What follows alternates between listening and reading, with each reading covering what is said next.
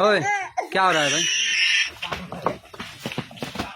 क्या है ये? क्या दे रहा है मुझे ये? क्या क्यों? घर कहाँ है? किसका?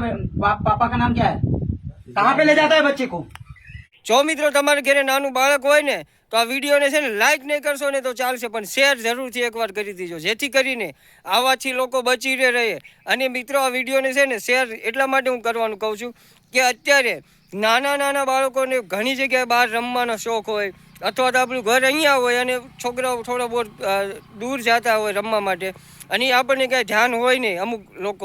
અમુક લોકો છોકરાઓની ધ્યાન જ રાખતા હોય છે, પણ અમુક લોકોને ધ્યાન ન હોય.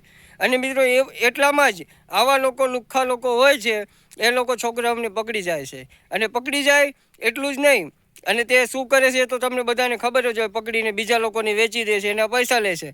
હવે મિત્રો આ વિડીયોને છે ને શેર કરજો, માત્ર લોકોને જાગૃતતા માટે આ વિડીયો, જાગૃતતા ફેલાવવા માટે લોકોમાં આ વિડીયો બનાવ્યો હતો. અને ઘણા લોકો એ કોમેન્ટ કરશે કે ભાઈ આવું હકીકતમાં ન હોય. હકીકતમાં ન આવો વિડીયો હોય તો હું માનું છું, પણ આવું લોકોને જાગૃત કરવા માટે આવો લોકો વિડીયો બનાવે છે. તો એ લોકો માટે એક લાઇક કરી દેજો, કારણ કે મિત્રો આવા લોકો જાણી જોઈને આવો વિડીયો બનાવે છે કે આવું થતું હોય ને તો મિત્રો ના થાય. અને મિત્રો જે લોકો છોકરા એકલા મૂકી દે છે, અને જે લોકો છોકરા એકલા મૂકીને બહાર કામ જતા રહે છે, અને છોકરા બહાર રમવા જાય, એટલે આવા લોકો આવીને છોકરાને પકડી જાય અને પછી મિત્રો એ લોકો વેચી નાખતા હોય ગમે કરે, આપણને ખબર નથી.